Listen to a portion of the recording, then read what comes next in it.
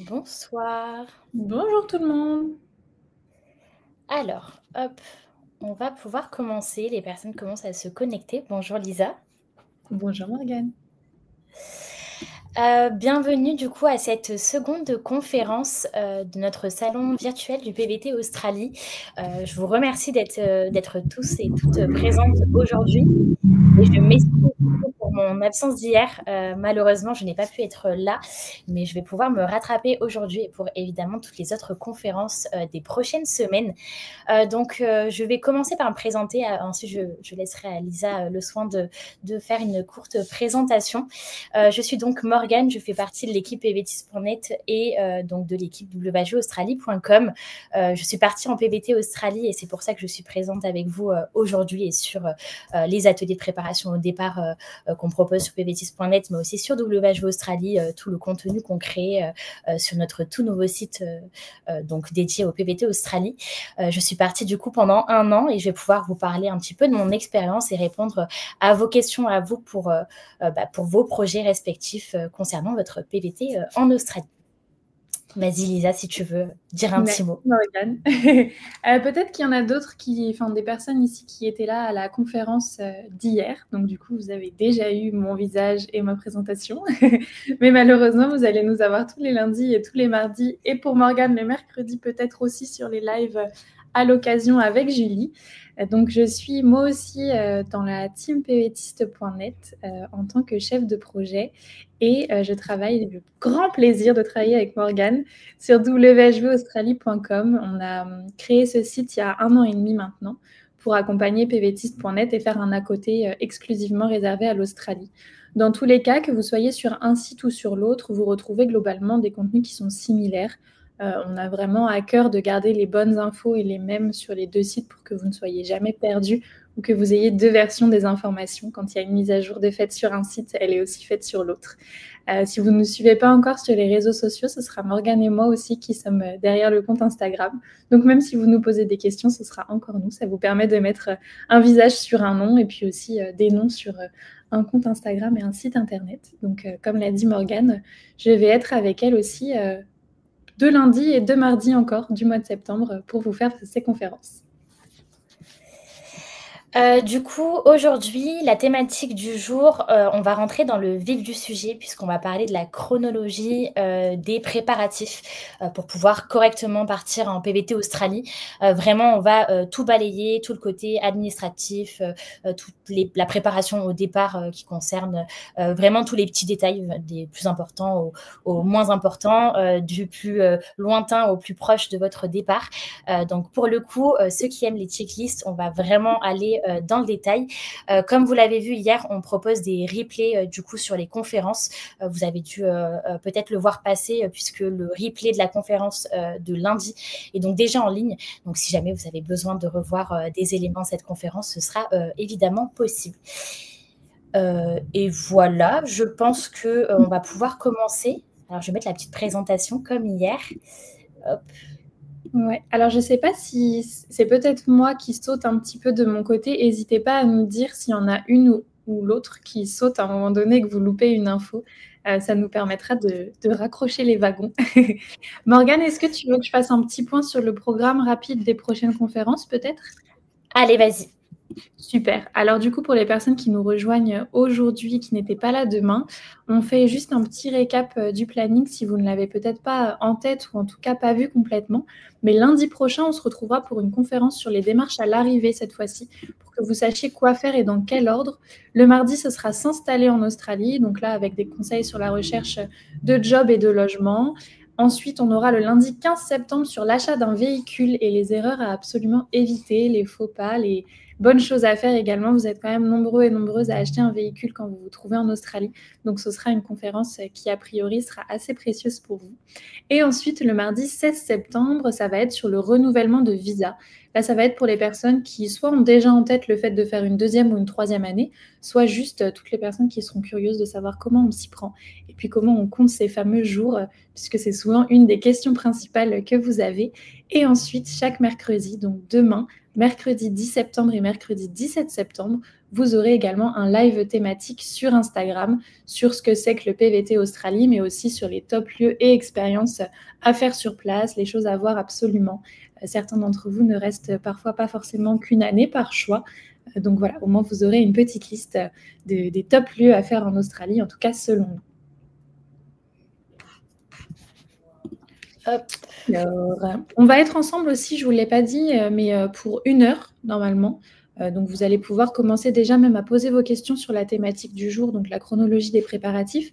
Et nous, avec Morgane, dès qu'on aura terminé de vous présenter tout ça, on prendra vos questions dans l'ordre et on pourra y répondre. Donc si ça vous va, on va pouvoir commencer. On vous a fait un petit rétro-planning assez complet, ou en tout cas assez simple à comprendre de votre départ pour pouvoir bien tout préparer. On estime qu'à 12 mois, quand vous préparez votre départ en PVT en Australie, vous allez poser à plat vos lignes directrices, vraiment ce que vous devez faire, ce que vous devez savoir aussi sur le PVT Australie. Cette conférence, par exemple, en fait partie, celle d'hier également. Vous allez vraiment un peu préparer le terrain, savoir ce que vous allez avoir envie de faire et voilà, vraiment poser toutes les lignes qui dirigeront votre préparation et votre projet à la fin. Ensuite, à 6 mois, donc à 6 mois du départ, vous allez commencer à faire les grandes démarches. Donc là, ça va vraiment être de demander votre visa, de regarder ce dont vous avez besoin, si vous comptez conduire, de voir dans quelle étape vous allez aller, les règles, etc. Ce qu'il peut y avoir sur place à voir et vraiment faire ces démarches et avoir le temps de les faire. Pour les personnes qui ont assisté à la conférence d'hier, mais de toute façon, on le rappellera un petit peu dans celle-ci, les délais sont quand même assez aléatoires quand on demande le PVT Australie. Donc, on conseille de jamais s'y prendre ni trop tôt, ni trop au dernier moment. On ne sait jamais. Si vous prévoyez à 2 semaines du départ de demander votre PVT et que finalement vous ne le recevez pas, ça peut venir vous donner un stress en plus. Donc, on estime qu'à 6 mois, c'est pas mal. Ensuite, à 3 mois, ça va être tout ce qui est l'organisation pratique. Là, vraiment, de faire le point sur ce que vous devez faire avant de partir, ce que vous devez clôturer, par exemple, dans le pays où vous vous trouvez. Peut-être éventuellement même mettre fin à votre contrat de travail si vous êtes toujours engagé auprès d'une entreprise. Et vraiment, voilà, toute cette organisation technique, théorique, pratique, tout ce que vous devez faire avant de partir. Et enfin, à 1 mois, vous allez avoir plutôt la finalisation du départ. Donc là, on en reparlera, c'est pareil, mais peut-être organiser une soirée de départ, dire au revoir à tout le monde, parce que vous allez voir, ça va vite quand on part. Morgane pourra vous le rappeler après quand elle vous parlera de son expérience à elle. Mais les semaines passent très vite. 1 mois, ça reste court. Donc, ça va vraiment être la phase de finalisation, tout ce qui vous reste à faire. Si c'est des choses qui sont pour vous peu importantes, essayez de cadrer aussi comme ça dans votre rétro-planning. Gardez-les pour la fin. Vous savez que vous n'avez qu'1 mois pour les faire et que c'est quelque chose qui est rapide. Donc, vous allez pouvoir le caler à ce moment-là. Au niveau de ce que vous avez à faire, du coup, 12 mois avant de partir, alors l'avantage quand on est à 12 mois avant le départ, c'est que c'est encore loin, donc on a encore du temps devant nous pour pouvoir organiser cette aventure qui se construit pour vous en Australie.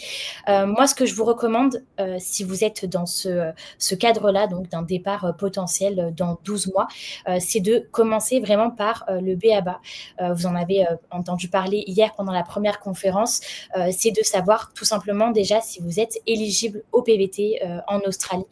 Ça peut paraître bête, mais c'est important de déterminer si vous avez l'âge pour pouvoir demander votre visa, si vous avez un passeport valide et si vous avez les fonds nécessaires pour pouvoir ensuite faire les démarches pour notamment la demande de visa. Donc ça, c'est la règle numéro 1, on commence par ça. Également, profitez-en pour vérifier la date d'expiration de votre passeport si vous en avez un. Donc, n'hésitez pas à regarder directement sur votre document. Comme ça, vous pourrez savoir si vous devez faire renouveler votre document ou pas. Et ça vous permettra, pareil, d'enclencher d'autres démarches administratives liées à ce document-là. Donc, c'est important de le faire avant même de commencer toutes les autres démarches administratives. Et dernière chose, renseignez-vous sur votre disponibilité au niveau de votre emploi, si vous êtes étudiant, au niveau de votre rentrée scolaire. Essayez de voir un petit peu quand est-ce que vous allez pouvoir partir, quelles sont les démarches qui vont être peut-être à faire pour tel ou tel contexte. Si vous êtes en CDI, il va sûrement falloir faire un préavis. Si vous êtes étudiant, il va falloir peut-être se renseigner sur comment partir, quand est-ce que se termine votre année scolaire, par exemple. Donc, commencez déjà un petit peu à construire votre projet et à identifier comment partir pour pouvoir correctement le faire et ensuite dérouler les autres démarches administratives. Donc à 12 mois, on va dire que vous êtes très large pour pouvoir préparer votre départ, mais à ce moment-là, vous pouvez quand même commencer à réaliser 2-3 petites choses pour pouvoir avancer sur votre projet. Évidemment, la première chose, c'est donc de créer ou renouveler votre passeport si vous en avez besoin. Donc après cette conférence, par exemple, n'hésitez pas à aller feuilleter votre document si vous l'avez, voir si la date d'expiration est bonne ou s'il va falloir faire un renouvellement de document. Et si vous n'en avez pas, vous pouvez dès à présent commencer à faire donc une demande de passeport. Les délais sont assez longs. De toute façon, un passeport est valable pendant quand même pas mal d'années. Donc, je vous recommande de commencer dès à présent. Comme ça, vous êtes tranquille. Également, commencer à économiser. Alors ça, c'est un point qu'on va sûrement réaborder au fil des conférences. Mais les économies en Australie, et ça, vous l'avez vu pareil hier, on vous demande, en tout cas le gouvernement australien vous demande d'arriver sur le territoire avec 5 000 $ australiens. Et même au moment de la demande de visa, vous allez avoir besoin de cette somme d'argent. Honnêtement, je vous recommande de partir avec plus d'argent, plus d'économies. C'est toujours mieux. Comme ça, vous allez pouvoir partir sereinement en Australie et arriver sereinement sur le territoire pour pouvoir commencer votre aventure et pour pouvoir éviter d'être dans une pression pour chercher un travail, par exemple. Donc, à 12 mois avant le départ, vous pouvez commencer à économiser pour un départ serein en Australie. Et dernière chose, la demande de permis international. Là, ça concerne particulièrement les personnes qui envisagent peut-être de louer ou d'acheter un véhicule sur le territoire. Pour le coup, le permis international, c'est un document qui est gratuit à demander en France. Par contre, les délais sont extrêmement longs pour pouvoir recevoir ce précieux sésame pour pouvoir conduire légalement en Australie. Donc, les délais sont annoncés entre 6 et 7 mois, il me semble, dernièrement. Donc, commencez à faire une demande de permis international. Comme ça, vous êtes tranquille. De toute façon, pareil, le document est valable plutôt longtemps. C'est 3 ans, il me semble. Donc, si vous faites cette demande dès à présent, vous serez à même de pouvoir du coup conduire avec ce document en Australie. Voilà. Merci beaucoup Morgane, c'était très complet pour ces 12 mois et moi je vais passer aux 6 mois. Alors peut-être que certains d'entre vous sont déjà à 6 mois de leur projet et vous planifiez une date de départ dans 6 mois, donc vous êtes vraiment en plein dedans. Là, ça va vraiment être la phase où on rentre dans le concret et où on lance vraiment la machine du PVT Australie. Donc évidemment, la première étape, ça va être de faire votre demande de visa. Pour celles et ceux qui ne se sont pas forcément encore bien renseignés, vous verrez que pour les nationalités françaises, belges ou canadiennes, par exemple, vous allez demander le visa 417. Il existe plusieurs types de visas en Australie qui dépendent de votre nationalité. Pour vous, ça va être le 417. Pour faire votre demande, c'est pareil pour celles et ceux qui étaient là hier. On a parlé de nos tutoriels qui sont ultra détaillés, qui sont complètement mis à jour, etc. Chaque année, on essaye de refaire la démarche nous-mêmes pour voir s'il y a de nouveaux écrans qui ont été ajoutés, de nouvelles questions, de nouveaux thèmes qu'il faut remplir pour vous. Et on les met à jour à chaque fois. Donc, que ce soit sur pvtist.net, encore une fois, ou whvaustralie.com, vous retrouverez vraiment un tutoriel pas à pas. Donc, vraiment, étape par étape, screenshot par screenshot, les réponses qu'il faut donner, chaque question qui sont traduites également parce que vous n'êtes pas forcément hyper à l'aise en anglais pour certains. Donc, on vous traduit tout ça et on vous dit ce qu'il faut remplir. Évidemment, toujours à adapter à votre cas, mais ça, on vous le précise également. Ça vous permet de ne pas faire d'erreurs, entre guillemets, bêtes, on disait hier, mais plutôt d'inattention, de vouloir, dans l'excitation, faire trop vite et de ne pas lire tous les détails qu'il y a. Donc, voilà, ils sont à disposition, ils sont gratuits, vous avez juste à aller dans les dossiers, donc autant en profiter. Et je vous le disais aussi en introduction, mais les délais d'obtention du PVT peuvent varier, notamment si vous avez des cas particuliers. Hier, on vous le disait, visite médicale, casier judiciaire, etc. Donc, c'est à ce moment-là, aux 6 mois avant le départ, qu'on anticipe bien sa demande et qu'on commence dès maintenant. On va pouvoir également commencer à checker les prix des billets d'avion parce que c'est quelque chose qu'il faut vraiment prendre en compte dans son budget. L'Australie, c'est loin et du coup, le prix va avec. Vous pouvez commencer à vous renseigner sur les différents comparateurs. Sur whvaustralie.com et pvtist.net, vous avez le site d'Ulysse qui vous permet d'avoir des tarifs préférentiels avec certaines compagnies qui vous emmènent jusqu'en Australie, mais surtout d'avoir un bagage jusqu'à, il me semble, pour certaines compagnies, 40 kilos. Dans votre billet, ce qui n'est pas négligeable. C'est pareil, on ne fait pas tellement d'aller-retour entre la France et l'Australie pour récupérer ses vêtements. Donc, autant en profiter. Vous pouvez aller voir ça directement sur le site. Mais attention, et on le précisait aussi hier, ne prenez pas votre billet d'avion avant de recevoir votre visa. Donc, on se renseigne sur les prix, mais on n'y va pas trop vite non plus. Vous pouvez ensuite vous renseigner sur la ville d'arrivée. L'Australie, c'est un très grand pays. Il existe énormément de villes. Certaines conviennent à certaines personnes et d'autres pas du tout. Donc pour ça, vous pouvez commencer à vous renseigner. On a un guide qui, encore une fois, est gratuit sur www.australie.com qui est dédié aux grandes villes d'Australie. On ne les a pas toutes détaillées parce que sinon, ça vous ferait vraiment un énorme dictionnaire, mais on y a mis les principales villes, les avantages, les inconvénients principaux qui ressortent les plus, ce que vous pourriez y trouver également. Il faut vraiment pouvoir définir votre besoin et ce que vous avez envie de trouver dans une ville et surtout dans votre ville d'arrivée. Ça peut aussi être défini en fonction du job que vous voudrez trouver après et vous vous dites que ce point-là d'arrivée est bien pour vous rendre ailleurs en Australie. Donc voilà, c'est toutes ces petites questions-là qu'il faut que vous vous posiez. Ensuite, vous allez déterminer votre date de départ. Là, ça va être en fonction, comme le disait Morgane, de votre disponibilité. Ça va être aussi éventuellement en fonction de la saison, si vous avez une préférence d'arriver au niveau de la géographie de l'Australie ou bien même de la temporalité des jobs. Ça va être aussi peut-être de se dire, je ne veux pas arriver en même temps que tout le monde, mais je veux arriver avant la saison ou après. Donc là, vous allez vraiment déterminer le moment où vous allez partir. Et ensuite, seulement vous allez acheter votre billet d'avion. Donc, peut-être que Morgane est en train de nous envoyer le lien. Je cherche en même temps. Ah, pardon. Non, t'inquiète. On va vous l'enregistrer directement dans le chat, comme ça vous pourrez cliquer dessus directement. Et donc, en dernière étape, vous achetez votre billet d'avion. Vous allez demander votre visa et obtenir votre visa, checker tout ce qu'il fallait checker, déterminer votre date de départ. Et là, vous pouvez enfin, vous avez le feu vert pour acheter votre billet d'avion avec ou sans bon plan, ce qui sera pour vous le plus simple et le plus avantageux. Et puis, à partir de là, vous pourrez continuer finalement à programmer et à planifier votre budget. Julie vous en parlait hier, mais sur l'application pvtist.net qui s'est refait une beauté il y a quelques mois maintenant, vous avez un outil budget qui vous permet vraiment de tout rentrer à l'intérieur et de pouvoir être un peu plus serein sur tous les pôles de dépenses que vous allez avoir. Donc, n'hésitez pas, encore une fois, à l'utiliser. Et puis, vous pouvez suivre votre avancée également de demande de visa. Donc, c'est quand même une application qui est assez utile pour vous. Top. Alors, on va passer du coup aux 3 mois avant le départ. Là, vraiment, on commence à être sur la dernière ligne droite. Donc, on va passer sur le pratico-pratique, sur toutes les petites démarches qui vont vous permettre, encore une fois, de concrétiser votre départ en Australie. Du coup, dans la suite logique de ce que Lisa vient de vous présenter, ce que je vous recommande et que j'en retire de ma propre expérience, c'est de bien penser à réserver vos premières nuits en Australie dès que vous avez déterminé votre ville d'arrivée, votre date d'arrivée et que vous avez acheté votre billet d'avion ou vos billets d'avion. Je vous recommande de prendre plusieurs nuits en auberge de jeunesse, en Airbnb, dans un hôtel selon votre budget et votre profil de voyage. L'idée, c'est déjà de vous remettre du décalage horaire, du long voyage que vous allez faire en direction de l'Australie, mais aussi ces nuits en auberge, par exemple, vous permettent de commencer les démarches administratives à l'arrivée.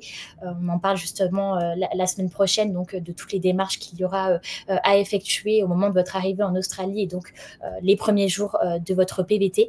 Donc c'est vraiment important d'avoir quelques nuits en avance avant de partir, histoire de ne pas se retrouver sans toit sur la tête à votre arrivée sur le territoire. Également, pensez à faire un gros check-up de votre état de santé.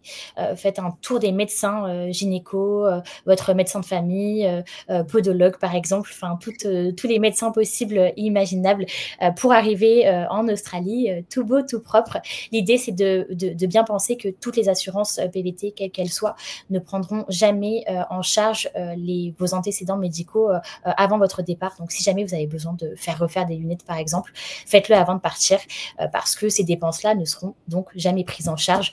Ça vous permet de faire quelques économies avant de partir et d'éviter d'avoir des dépenses assez importantes puisque les frais médicaux en Australie sont quand même très, très élevés.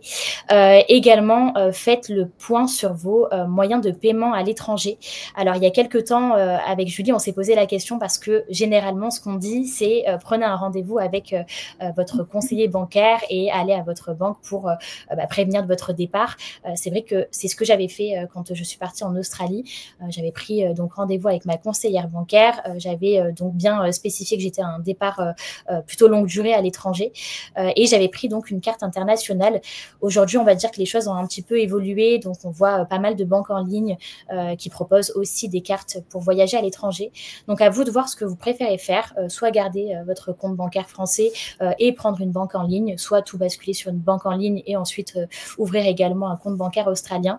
Peu importe, mais en tout cas, pensez-y, faites le point et déterminez ce qui vous correspondra le mieux pour votre voyage. Si vous partez donc et que vous déménagez, pensez donc à faire votre préavis pour votre logement et à anticiper également votre déménagement. Ça s'organise, ça prend du temps. J'ai passé la slide. Donc pensez à tout organiser. Ça prend du temps. L'idée, c'est pas de vous stresser forcément, mais à 3 mois, vous êtes large. Vous pouvez vous dire, bon, à cette date-là, je me laisse une semaine pour pouvoir déménager et anticiper toute l'organisation de mon départ en Australie. Et dernière chose, là pareil, c'est pour faire des petites économies, pensez à vous renseigner sur tous vos abonnements qui vous seront inutiles en Australie. Souvent, je donne l'exemple de la salle de sport, mais ça peut être tous les abonnements possibles et imaginables que vous êtes sûr de pas avoir la nécessité en Australie. Ça vous permet de faire des économies et souvent, c'est des démarches administratives à effectuer.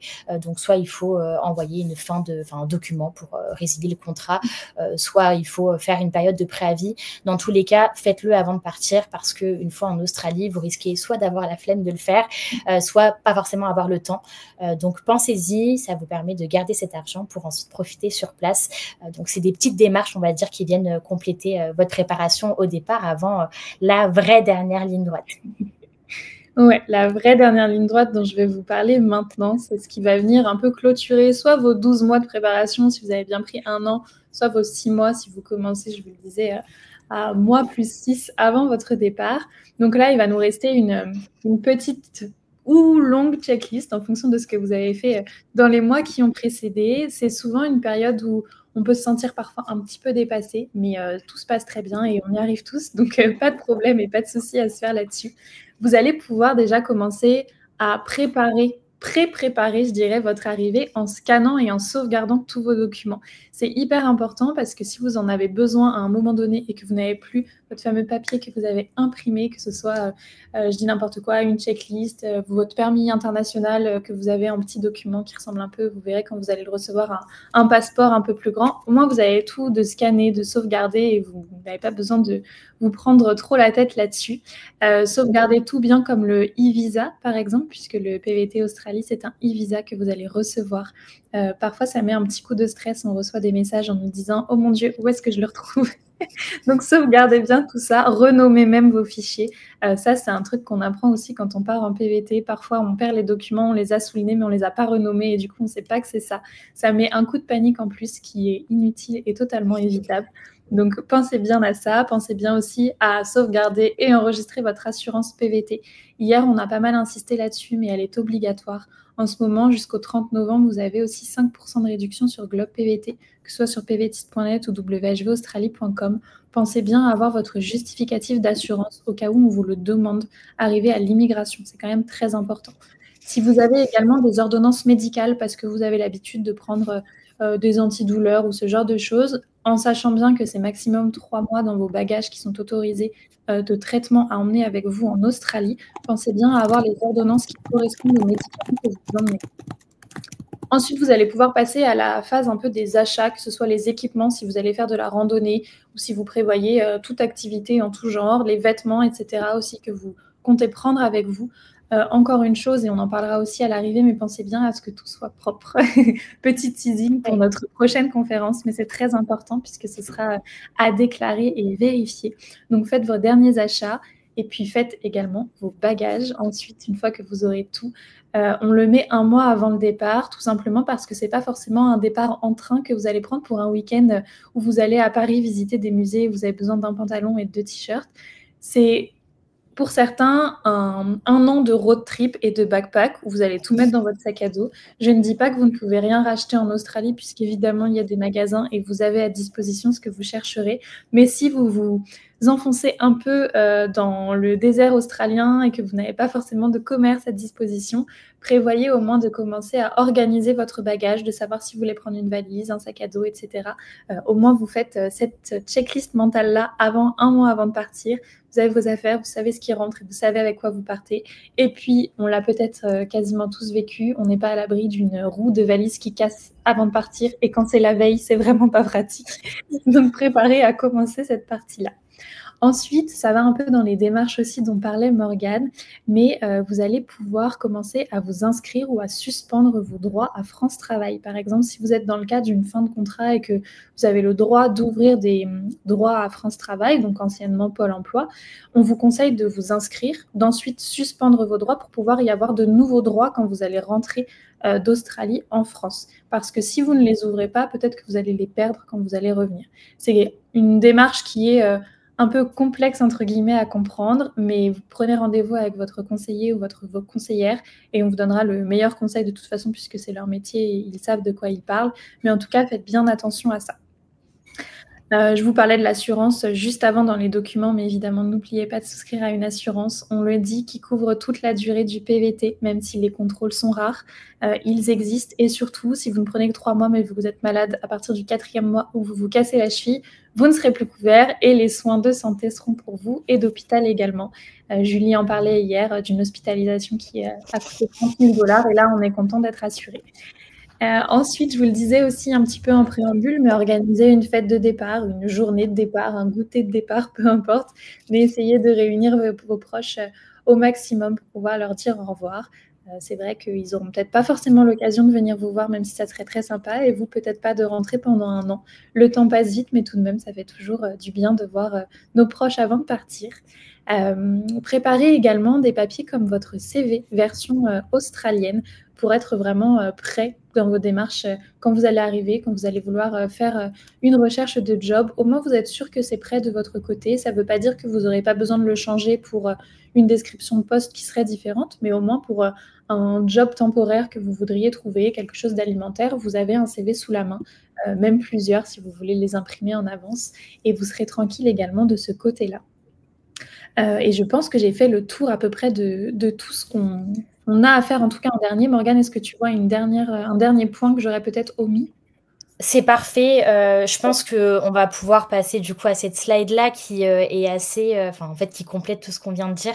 En gros, vraiment, par rapport à mon expérience, si vous vous préparez bien toute l'année qui précède votre départ, ça vous permettra d'avoir une arrivée optimisée et un PVT vraiment serein. Ça évite de penser à plein de choses qu'on n'aurait pas fait ou qu'on aurait oublié de faire avant de partir. Et quand on est loin, quand on n'a pas ses proches, quand on n'a pas ses habitudes, ça peut être compliqué à gérer. Donc vraiment, pensez-y. Reprenez par exemple cette conférence lors de votre préparation pour ensuite vous faire votre propre checklist. Retrouvez la checklist aussi détaillée sur l'application pvtist.net. Vraiment, pour le coup, sur pvtist et WHV, on vous donne les outils pour pouvoir vraiment préparer sereinement votre départ. Donc, utilisez tous ces outils pour optimiser votre arrivée en Australie. Voilà. Ça résume très bien, Morgane, tout ce qu'on vient de dire. Et c'est vrai que je crois qu'on l'a précisé au début, mais tu disais reprenez cette conférence, elle sera bien en replay et on vous dira où trouver les replays sans problème. Vous pourrez nous réécouter encore et encore pour vous endormir le soir. Donc, on va peut-être passer maintenant aux questions. Je vois qu'il y en a eu pas mal. Si tu veux, j'ai la première là de Clem qui nous dit « Est-ce qu'il est facile de réaliser une demande de passeport quand on n'est pas en France ? Mon passeport se périme en 2028 et j'envisage de réaliser 3 années de PVT avec un retour en 2029. » Alors, je sais que c'est possible de réaliser une demande de renouvellement de passeport et généralement, ça se fait auprès du consulat de France dans le pays en question. Si c'est en Australie, ce sera à Sydney. Je pense que la demande, elle peut pas se concrétiser qu'en ligne. À creuser, j'avoue qu'en règle générale, ce que je recommande, c'est de partir en PVT Australie avec un passeport valide toute la durée du visa. De toute façon, au moment de ta demande de visa, tu vas devoir présenter un passeport valide valide. Donc, s'il périme entre-temps, donc au moment de ton PVT, il faudra le renouveler sur place pour pouvoir ensuite demander une deuxième puis une troisième année. Si jamais tu n'as pas un passeport valide avant de demander ton visa, il faudra effectivement faire une demande avant d'arriver sur le territoire et donc avant même de faire ta demande de visa. On a eu pas mal de questions sur le permis international. Ça a posé pas mal de questionnements. On a Julien qui nous dit: est-ce que le permis international peut être digitalisé si la demande est trop tardive ou que la réponse arrive après notre arrivée? Là, je crois que je ne prends pas trop de risques en disant que non. Il faut bien attendre ce document. Oui. Oui, effectivement, il faut attendre son document. Alors, c'est une très bonne question et c'est vrai que je vais rebondir sur une autre solution qui existe. Alors, vous avez l'option du permis international. L'avantage du permis international, c'est que c'est gratuit. Par contre, c'est long à obtenir. Et la deuxième alternative, c'est de passer par un traducteur NAATI, N-A-A-T-I. C'est donc un traducteur qui est agréé par le gouvernement australien. Et donc, ce traducteur vous permet de recevoir un document par mail pour pouvoir conduire légalement sur le territoire australien et partout du coup en Australie, peu importe l'état dans lequel vous vous trouvez. L'avantage, c'est que c'est une démarche qui est très rapide et l'avantage aussi, c'est que c'est pas très cher. Donc, contrairement au permis international, la traduction de permis a un coût, mais il reste relativement peu élevé. Donc, c'est plutôt intéressant de faire cette démarche-là. Et du coup, nous, avec WG Australie et pvtis.net, nous avons un partenariat avec Altus qui propose donc des traductions de permis NAATI, donc agréés par le gouvernement australien, pour 22,50 € sous un jour ouvré. Donc, par exemple, si vous partez bientôt, vous pouvez très bien faire une demande de permis traduit auprès d'Altus et vous le recevrez avant de partir. Si jamais vous préférez attendre, si vous n'êtes pas forcément sûr de conduire en Australie, soit de louer, soit d'acheter un véhicule, vous pouvez très bien attendre votre arrivée ou encore attendre, je sais pas, 6 mois après votre arrivée pour vous dire finalement j'ai envie d'acheter un véhicule, finalement j'ai envie de faire un road trip et de louer une voiture. Et donc dans ce cas, vous pouvez ensuite contacter Altus et vous recevrez pareil par mail votre document du coup digital sous un jour ouvré. Donc ça reste plutôt très très intéressant. Je ne sais pas si vous en avez parlé hier, il me semble que oui, mais c'est la meilleure offre du marché. Donc franchement, foncez, vous aurez vraiment, vous verrez sur WHV Australie, on a eu des très très bons retours sur ce bon plan, donc profitez-en. Et puis surtout, en dehors de ça, humainement, ils sont très sympas. Et donc, si vous avez la moindre question, nous, on les adore. Si vous avez la moindre question, ils sauront vous répondre avec la plus grande gentillesse. Et je rebondis sur ce que tu disais, Morgane, parce qu'on a quelqu'un qui nous dit « Hier, j'ai cru comprendre que que le permis international ne suffisait pas pour conduire en Australie. Ou est-ce que j'ai mal compris? Est-ce qu'il faut impérativement une traduction officielle NAATI ?» Non, tu n'as pas mal compris. C'est que certains États australiens, notamment le Queensland, ne reconnaît pas le permis international et exige, entre guillemets, en tout cas demande d'avoir cette fameuse traduction NAATI. Donc c'est toujours l'option, je dirais, la plus utile et la plus pratique, puisque vous pouvez avoir un plan de PVT en tête pour le moment, mais finalement vous rentrez dans un état et vous y installez, entre guillemets, quelques semaines ou quelques mois peut-être, qui ne reconnaîtrait pas le permis que vous avez. Donc c'est vrai que pour 22,50 €, ça vaut le coup, je dirais, d'avoir cette traduction, soit directement, soit comme disait Morgane, après, une fois que vous vous installez et que vous avez utilisé votre permis international et que vous vous rendez compte qu'il n'est pas possible de l'utiliser dans l'état dans lequel vous vous rendez, c'est toujours bien de l'avoir. Je pense que c'est l'option effectivement la plus pratique. Personnellement, si j'avais dû refaire mon PVT, j'aurais plutôt choisi cette option-là. Donc après, à vous de voir, mais effectivement, l'Australie et les États australiens ont tous des règles un petit peu différentes. Donc pensez quand même à bien vous renseigner. Le Queensland est assez difficile sur les documents à avoir sur soi pour pouvoir conduire. À savoir quand même, c'est important que si vous voulez conduire en Australie, peu importe que vous ayez un permis international ou une traduction de permis, pensez à avoir sur vous toujours votre permis national. Le document national, donc le document officiel, votre permis national sera toujours demandé en cas de contrôle routier. Donc, pensez à avoir toujours votre permis sur vous. Ouais, très bien. Et on a encore une petite question de Clara. Bonjour, je pars dans 1 mois et c'est donc trop tard pour faire ma demande de permis international. Pour le coup, oui. Je pourrais conduire seulement avec une traduction officielle de mon permis français. Oui, mais du coup, ce sera la solution qui te permettra de conduire partout et le plus sereinement, je dirais, possible. Donc pas de problème. On a également de votre expérience, Morgane. Est-ce que les vêtements, chaussures sont plus chers en Australie qu'en France ou pas? Honnêtement, en Australie, j'ai été très, très surprise parce qu'on m'avait dit que la vie était assez chère par rapport à la France. Bon, la France, enfin, en France, les prix ont nettement augmenté ces derniers mois, ces dernières années. Du coup, pour les vêtements et les chaussures, honnêtement, c'est plutôt les mêmes prix. Ça dépend effectivement, dans quelle enseigne vous allez vous rendre. On a vraiment de tout. Les enseignes low cost, notamment comme Kmart, proposent, vraiment tout type de vêtements à des prix plutôt très très attractifs. C'est une enseigne un petit peu low cost, donc vous allez pouvoir vous équiper pour le travail en ferme, en construction, en service par exemple, vraiment à moindre coût.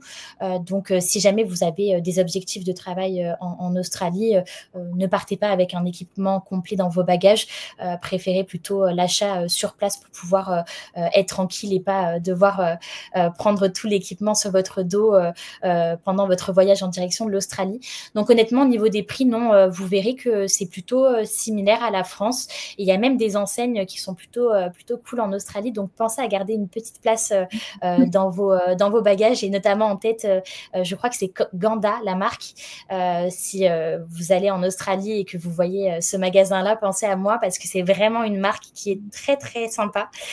Donc pensez à garder une petite place pour pouvoir acheter un petit peu de quoi vous faire plaisir sur place. Alors, je suis partie Je de te notes. laisse lire toutes les questions. C'est bon, t'inquiète. On a une autre question shopping. Y a-t-il Ah, beaucoup ok. de charity shop comme en Nouvelle-Zélande? Oui, énormément. Il y en a beaucoup. D'ailleurs, ça me fait penser que sur PVTist, on a un article qui liste un petit peu toutes les enseignes en Australie pour l'équipement, pour tout ce qui concerne les vêtements, mais aussi l'équipement si vous voulez partir en road trip, et aussi les shops de seconde main. Donc, il y en a vraiment, vraiment pour le coup beaucoup en Australie. C'est plutôt assez commun. Donc, les prix, pareil, sont très, très attractifs. Donc, vous pouvez carrément aller là-bas pour pouvoir vous équiper ou vous habiller, notamment pour le travail. On a Floriane qui, là, c'est pas une question, mais ça va être un petit témoignage qui nous dit: Je viens de rentrer d'un PVT Canada et j'avais le droit à rien du tout avec France Travail, malheureusement. Est-ce que tu peux nous dire, Floriane, si c'est comme on l'avait dit parce que tu n'as pas ouvert tes droits puis suspendu, ou au contraire, c'est la démarche que tu as fait et ils t'ont refusé l'accès à tes droits en rentrant ou pas? Parce que du coup, je ne sais pas si tu as remis un message après, mais il nous manque un petit bout. Mais en effet, c'est le risque de ne pas, du coup, ouvrir ses droits et les suspendre, ou en tout cas de ne pas forcément vous tourner vers un conseiller France Travail, parce qu'il peut exister quand même des solutions cool quand on rentre en France, qu'on retrouve peut-être pas forcément un job tout de suite. C'est vrai que ça fait toujours plaisir d'avoir le chômage de France Travail pour pouvoir avoir un peu de sous quand même de côté quand on arrive. On a une question de Sabrina qui là va plutôt concerner la préparation à l'arrivée, mais si tu veux répondre en une phrase, Morgane, elle nous demande s'il est obligatoire d'avoir un compte bancaire australien car elle souhaite travailler là-bas, et est-ce que c'est tout facile pour en ouvrir un? Effectivement, c'est une question qui reviendra probablement la semaine prochaine lors de la conférence dédiée aux premières démarches à l'arrivée. C'est une très bonne question. Selon moi, c'est bien d'ouvrir un compte bancaire australien à ton arrivée. En règle générale, les employeurs vont être plus habitués à du coup faire des transferts d'argent sur un compte bancaire australien. Honnêtement, en plus, ce sera très pratique pour toi, pour le quotidien, d'avoir même ta propre carte bancaire. Donc oui, je te recommande de le faire. La démarche, pour le coup, est très facile et en plus, c'est gratuit, notamment à la Westpac. C'est gratuit jusqu'à 30 ans. Donc, ils ont l'habitude de faire ça pour les PVTistes. C'est une démarche qui se fait facilement, rapidement et qui te permet vraiment de te faciliter la vie. Donc oui, je recommande, et on rentrera dans le détail la semaine prochaine sur comment ouvrir un compte bancaire, quelles sont les démarches vraiment de l'ouverture d'un compte, quels sont les papiers qui vous seront demandés, etc. Donc, n'hésite pas soit à nous rejoindre, soit du coup à regarder le replay concerné. On a Lucas qui est très pressé de partir à l'aventure et qui nous dit: «Je souhaite partir le plus tôt possible pour l'Australie. Je n'ai pas commencé les démarches. Est-ce que c'est possible de partir pour fin octobre ou c'est mission impossible?» Le PVT Australie a vraiment la particularité d'être un visa qui, je trouve, est très facile d'accès, contrairement, par exemple, au PVT Canada où il y a des histoires de quotas et cetera. Là, le PVT Australie, du moment où tu en fais la demande et au moment où tu obtiens ton visa, après les autres démarches vont assez vite, se réaliser. Après ça dépend, c'est un petit peu au cas par cas, donc tu verras par rapport à tout ce qu'on t'a listé, ce soir. Si jamais tu es en CDI, ton préavis pourrait potentiellement te bloquer. Si jamais tu as un appartement en location, pareil, peut-être que le préavis pourrait aussi te bloquer pour un départ, en tout cas en octobre. Mais après, si tout le reste est OK et si tu vois que dans ta vie active et ta vie perso, tu peux partir en octobre, honnêtement, au niveau des démarches, ça reste tout à fait réalisable. Dès que tu as ton visa et si vraiment tu veux partir en octobre, fais ta demande dès à présent après notre conférence. Tu prends le tutoriel sur PVTist ou WHV Australie pour pas faire d'erreur. Tu fais ta demande de visa. Si tout va bien, tu reçois ton visa plutôt rapidement. Et ensuite, tu déroules toutes les autres démarches qu'on t'a listées ce soir, notamment l'assurance PVT qu'il ne faut pas du tout oublier. Et puis la résiliation des abonnements, les visites médicales, etc. etc. Donc, c'est réalisable. Ça va être sport, mais c'est tout à fait possible. Et je crois, Lucas, je pense en tout cas que c'est toi qui étais là hier, donc du coup, c'est bien, tu as pu assister aussi un peu aux démarches qu'on listait et à la manière de demander son PVT, etc. Et puis, je rajouterais juste un mini point, c'est surtout peut-être le budget. Si tu as le budget pour partir dans un mois et demi, c'est super. C'est plutôt ça auquel il faudra que tu sois peut-être le plus attentif pour ne pas être pris au dépourvu si jamais il te manque de l'argent une fois que tu arriveras en Australie. Mais en tout cas, comme a dit Morgane, si tout roule pour toi et que tu n'as pas de cas particulier pour ta demande, ça peut se faire sans souci. Jean-Baptiste, j'ai réalisé la traduction de mon permis sur ce site-là, Australie, guide backpacker, et j'ai reçu un PDF. Est-ce que c'est bon ou je n'ai pas besoin de carte physique? Alors, comme on ne passe pas par les mêmes traducteurs, je ne sais pas quels documents vous recevez de leur part, mais j'imagine qu'un PDF, c'est OK. Nous, en tout cas, c'est ce que vous recevez aussi avec Altius. Donc peut-être juste recontacte-les parce que nous, malheureusement, on ne pourra ni te dire un oui franc ni un non franc pour être sûr que c'est le bon. Mais a priori, normalement, la traduction native, ça se fait en digital. Est-ce que faire un PVT Australie sans permis de conduire, c'est risqué ou pas? Alors, on a du contenu à ce sujet sur pvtist.net, notamment Julie qui avait réalisé son PVT en stop. Donc, même si ça fait quelques années, elle avait eu une très, très belle expérience. Donc, est-ce que c'est risqué? Je dirais oui et non. En fait, c'est totalement réalisable. Comme je dis souvent, c'est une question qui revient régulièrement. Est-ce qu'il faut un véhicule en Australie pour pouvoir trouver du travail, pour pouvoir vivre correctement son PVT? Est-ce que c'est indispensable? Je réponds toujours que c'est beaucoup plus facile d'avoir un véhicule quand on est en PVT Australie, tout simplement parce que l'Australie, c'est un territoire qui est très, très vaste. Donc, selon vos objectifs et selon vos envies, ne pas avoir de permis, ne pas avoir de véhicule, ça peut être limitant. Maintenant, ça ne veut pas dire que vous n'allez pas pouvoir voyager, ça ne veut pas dire que vous n'allez pas pouvoir trouver du travail. Au contraire, il va simplement falloir composer avec votre contexte de voyage.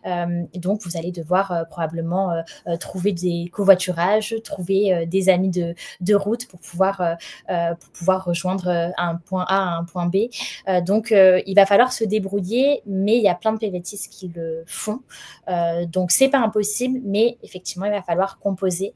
Donc, n'hésite pas, on l'enverra peut-être dans le récapitulatif ou alors directement sur le chat. Je vais chercher en même temps. Mais on a du contenu sur comment voyager en Australie avec les transports en commun, comment trouver du travail en Australie sans véhicule. On a le témoignage de Julie qui a fait du stop. Donc voilà, essaye de piocher un petit peu autour de toutes ces expériences-là.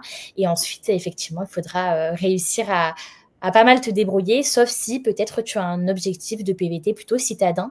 Et là, franchement, ça reste relativement faisable et même très facilement réalisable pour pouvoir rester en ville et vivre ton petit quotidien dans une ville australienne. Lors de ma demande de visa, j'ai indiqué mes 2 nationalités et c'est ma nationalité française que j'ai mis en avant pour tout le reste de la demande de visa. Est-ce que vous pensez que je dois prendre avec moi mes 2 passeports de chacune de mes nationalités ou bien mon passeport français physique suffit plus une copie de mon autre passeport, en sachant que mon passeport de mon autre nationalité est périmé et donc inutile? Ton passeport français, du coup, suffira. En fait, il faut simplement avoir le passeport rattaché à ta demande de visa, puisque ton visa est rattaché à ton passeport. Donc, les deux documents ne doivent pas être séparés. Donc, l'essentiel, c'est d'avoir les deux au moment de ton départ en Australie. Tu n'auras pas de soucis. Tout à fait. Et on a Maëva qui nous parle de nouveau de la traduction de permis. J'essaie de faire des transitions pour toi et moi. Je vois. Et qui nous dit: j'ai fait une traduction de permis pour la Nouvelle-Zélande. Est-ce que cela fonctionnera quand même ou je dois refaire traduire pour l'Australie? Alors, tu vas devoir refaire traduire puisque ce ne sont pas les mêmes agences. Nati, ça va être une agence australienne et normalement pour la Nouvelle-Zélande, ça doit être NZTA, quelque chose comme ça. Donc, ouais, tu vas devoir la refaire. Et Morgane vous a mis d'ailleurs, et je vous ai épinglé le petit lien vers la traduction Nati, si vous voulez aller jeter un œil et si en même temps vous avez des questions, n'hésitez pas à ce moment-là. J'avais fait les démarches comme vous avez expliqué et j'ai eu 2 fois la même réponse de la part de 2 conseillers qui m'ont indiqué qu'ils ne pratiquaient pas le gel des droits. Alors à savoir que de notre côté aussi pour France Travail, on essaye toujours d'avoir les dernières réponses, mais c'est vrai que certains ne sont parfois pas d'accord entre eux. La version officielle, c'est ça, c'est de pouvoir ouvrir et de geler et de les retoucher une fois que vous arrivez. C'est un peu casse-pied si toi, tu n'y as pas eu le droit. Pourquoi, comment? Malheureusement, parfois, c'est un peu un mystère, entre guillemets. Je ne sais pas, Morgane, si tu as d'autres témoignages dans ce sens récemment. Alors moi, j'y avais pas droit quand j'étais partie en Australie, donc du coup, j'avais pas fait ma suspension de droit. Enfin, j'avais rien fait du tout. Mais enfin, moi, des derniers retours que j'avais eus, c'était possible. Donc ça m'étonne quand même un peu. Et puis en même temps, ça revient sur la conversation qu'on avait eue dernièrement avec l'équipe, où on avait vu effectivement que les conseillers pouvaient potentiellement parfois se contredire, ce qui est assez embêtant.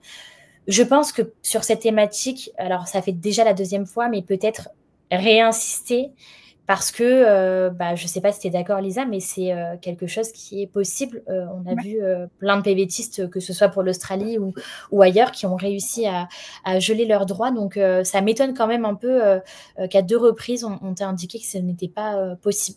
Ouais, et puis c'est vrai que pour rebondir sur ce que tu dis, la discussion qu'on a eue est vraiment très récente. Enfin, elle date là de quelques semaines et c'est une info qu'on est allé vérifier de manière officielle. Hein, c'est pas sorti de notre chapeau. Même quand on a des retours de PVTistes, d'expérience, etc., on essaye d'aller vérifier l'info officielle pour être sûr que c'est le bon retour, puisque ce qui s'applique à quelqu'un, parfois, c'est un coup de chance ou un coup de malchance et c'est pas forcément la règle officielle. Donc, on aime bien vraiment se baser sur ça. Et je crois que je ne me trompe pas en disant que l'info venait directement de France Travail, Morgane. Donc, c'est ça.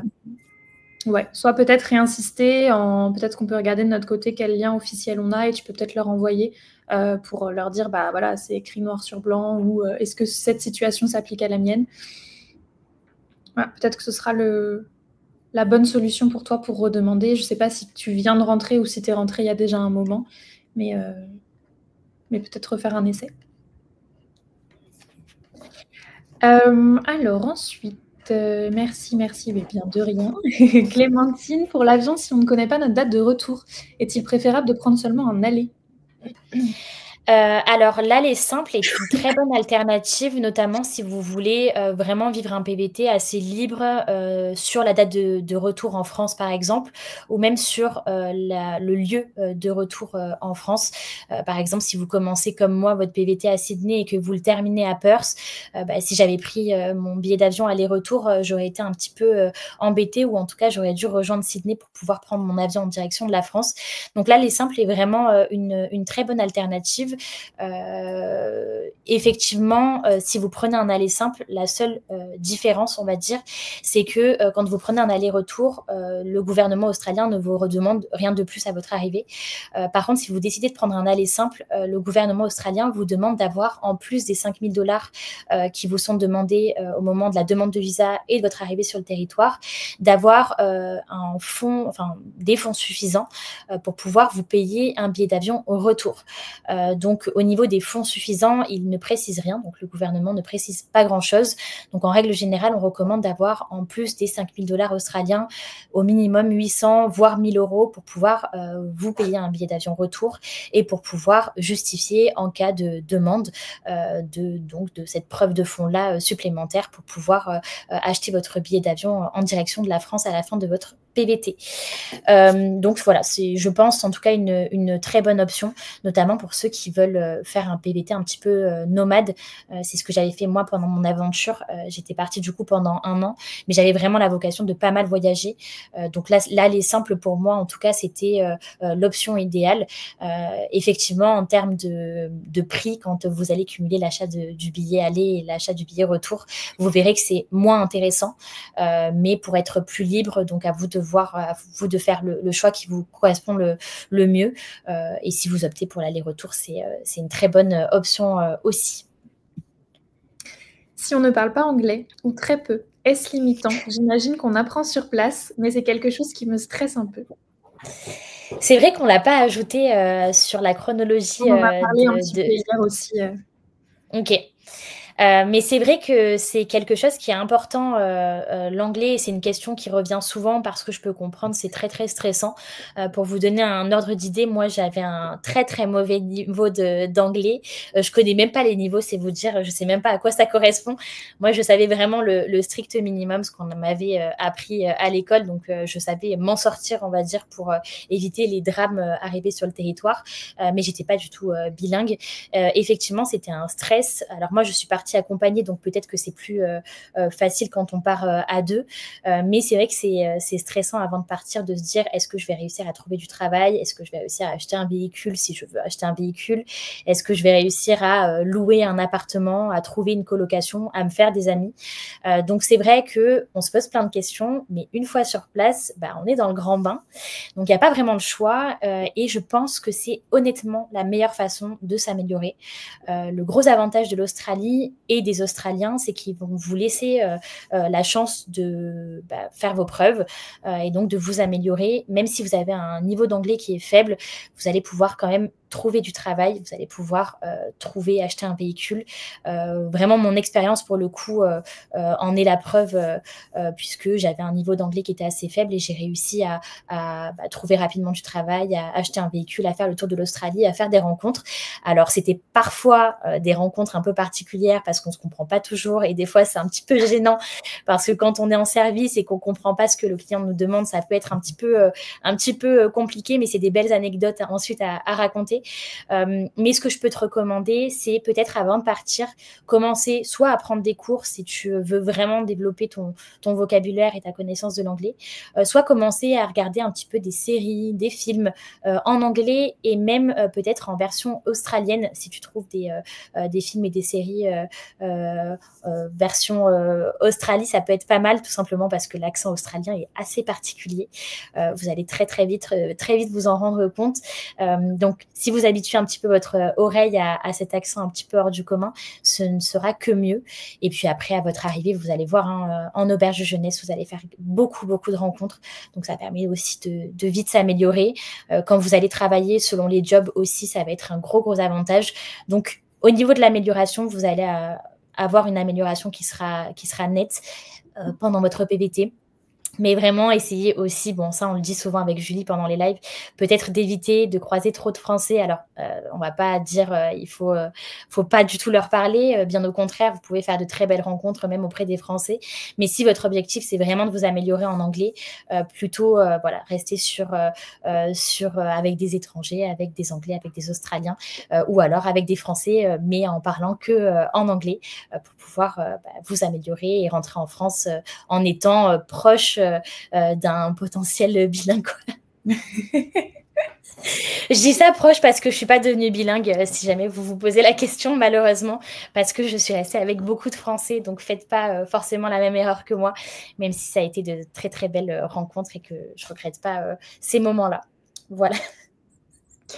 On va prendre les 2-3 dernières questions qu'il reste, puisque ça fait déjà quasiment 1 heure qu'on est ensemble.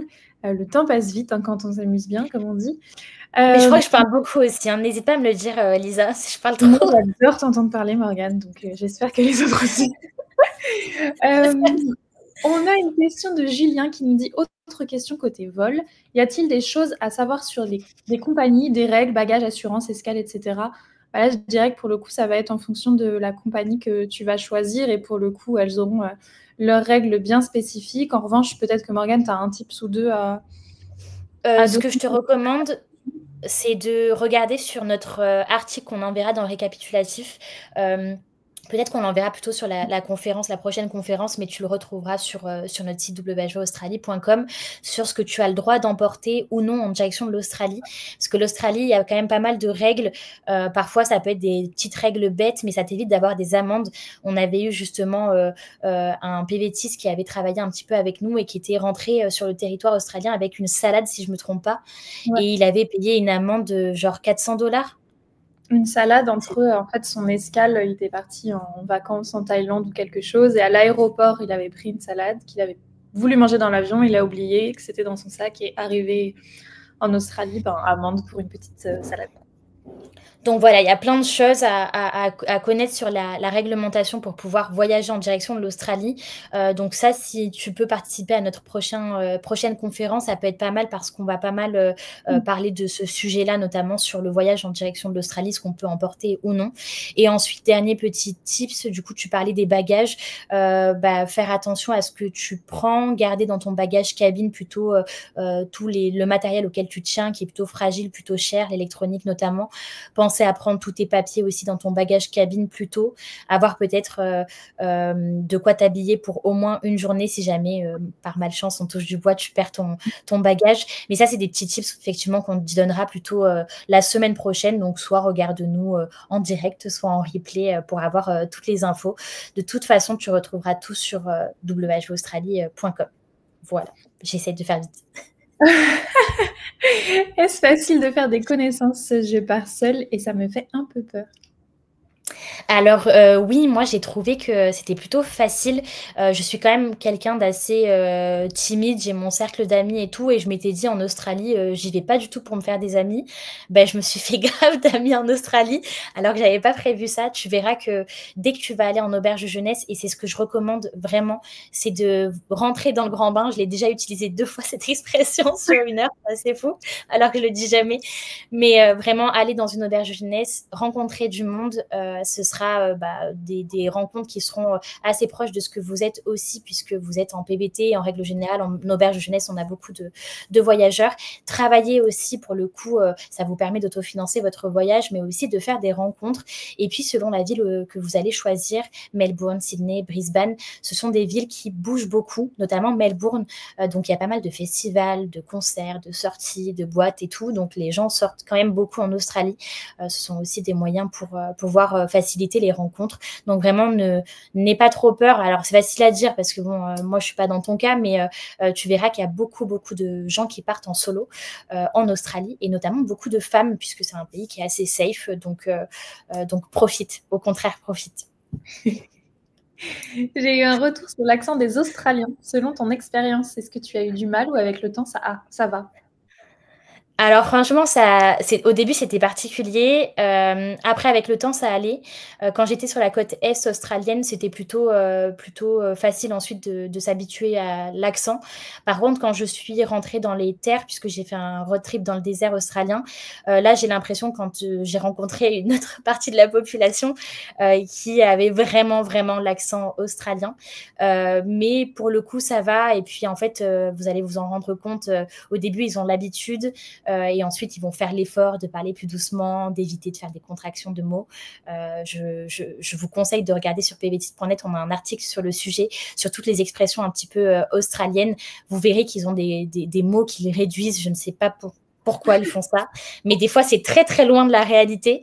Ouais. Donc, au début, vous n'allez pas comprendre, mais au fur et à mesure, vous allez prendre des habitudes. Et donc, pas de panique, vous verrez que ça ira très bien au bout de plusieurs mois, on va pas se mentir quand même. Et enfin, dernière question qu'on va prendre. Avez-vous un bon site pour progresser en anglais avant de partir? Peut-être que vous l'avez dit. Merci. Moi, je crois que je recommanderais à vie Duolingo, tout simplement parce que vous pouvez l'avoir sur votre téléphone et que c'est gratuit. C'est vrai que Si à un moment donné vous prend l'envie d'apprendre une autre langue en même temps que l'anglais, vous pouvez aussi le faire là-dessus. Morgane, est-ce que tu avais une autre ressource que tu avais pu utiliser? Bah, je sais que sur PVTist, on a un code promo avec Babel, donc à voir si c'est intéressant de toujours comparer un petit peu. J'avoue que moi, je m'étais pas trop préparée, mais là, je projette de faire un passage au Brésil, donc il va falloir que bon, je raconte un petit peu ma vie, mais il va falloir que j'apprenne le portugais, donc je vais prendre ton conseil, Lisa, pour Duolingo. Merci. Bah, de rien. Mais en effet, vous pouvez aussi passer par Babel. Peut-être que ce sera plus complet que Duolingo. Voyez la formule qui vous convient le mieux, surtout, et celle que vous pouvez le plus utiliser dans les transports quand vous revenez du travail, etc. Mais c'est vrai que au moins revoir les bases de l'anglais avant de partir, celles qui vous permettent de vous présenter, de trouver du travail, etc., ce sera toujours quand même utile. Il y a une autre méthode que j'entends beaucoup en ce moment, c'est tout simplement utiliser l'intelligence artificielle. Après, ça dépend de votre utilisation, si vous êtes à l'aise avec ce type de logiciel ou pas, mais ça peut être aussi une bonne idée pour peut-être au moins développer son vocabulaire. Généralement, c'est gratuit, donc à voir ce que vous préférez faire. Peut-être que c'est un peu plus limité que les applications de langue, mais ça peut être aussi une solution en complément, on va dire. Ouais. Je crois qu'on a fait le tour des questions, si je ne m'abuse. Il est pile l'heure de terminer. Et franchement, le timing ne pouvait pas être mieux. Je vois juste un retour de Sabrina, si jamais on peut le lire. Ouais, complètement. Mon retour d'expérience, si ça peut rassurer Clem. Je suis revenue de mon PVT Canada fin mars 2025. Je l'ai fait en solo et je pars également en solo en Australie. J'ai rencontré beaucoup de monde, parfois même plus simple en étant solo. Ce sera le Je mot de la pense fin. Ouais, et je pense que ça vous force d'ailleurs quand vous êtes seul à aller vers les autres parce que c'est vrai que quand on est deux, surtout en PVT, on a tendance à rester dans notre petite bulle parce que c'est rassurant, c'est des habitudes qu'on connaît et on a moins tendance à aller vers les autres puisque bah, ça fait toujours un petit peu plus peur. Je vous envoie également, j'en profite, un dernier lien vers un bon plan que l'on a pour des séjours linguistiques en Australie, avec un petit code promo pour vos cours de langue, si jamais vous voulez également jeter un œil, si ça se prête à votre projet de PVT. Voilà, vous regardez un peu toutes les options, il y a plusieurs choses qui existent, ça peut convenir à certains et pas à d'autres. Vous faites votre petit marché et puis vous voyez ce qui marche pour vous. Bah, je crois qu'on est pas mal. Merci du coup à tous et toutes d'avoir été présents pour cette seconde conférence. Je vous le rappelle, on se retrouve demain en live sur Instagram sur pvtis.net et whaustralie.com. N'hésitez pas à nous rejoindre si jamais après cette conférence, il y a des questions qui vous reviennent. On répondra vraiment à toutes les questions liées au PVT Australie. Donc foncez. Évidemment, cette conférence est en replay et le live de demain sera également en replay. Et de toute façon, on vous retrouve peut-être la semaine prochaine. Je ne sais pas si tu as quelque chose à dire pour terminer. Ça me paraît très complet. Juste merci beaucoup pour vos questions. Encore une fois, c'était très intéressant, tout comme hier. Et puis, je vous dis, moi, à la semaine prochaine. Et puis, on espère surtout que ça vous a plu. À bientôt. Bonne soirée. À bientôt.